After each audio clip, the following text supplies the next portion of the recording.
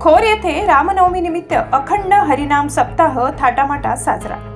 दौंड तालुक्यातील खोर या गावी विठ्ठल रुक्मिणी मंदिरात 7 दिवसाचा भक्तिमय सप्ताह मोठ्या उत्साहात पार पडला। दररोज सकाळपासून रात्रीपर्यंत भाविकांची नाश्ता व भोजनाची सोय करण्यात आली होती। गावकरी व मुख्य सेवेकरांच्या माध्यमातून हे अन्नदान अत्यंत भक्तिभावाने पार पाडण्यात आले।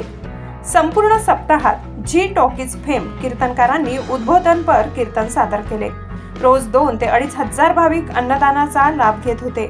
तसेच गावातील महिला भगिनींनी पालखीचे स्वागत सडा रांगोळी काढून केले। त्यामुळे संपूर्ण खोर गावात भक्तिमय वातावरण तयार झाल्याचे दिसून आले। हा सप्ताह गेली 30 ते 35 वर्षापासून गावामध्ये सुरू आहे।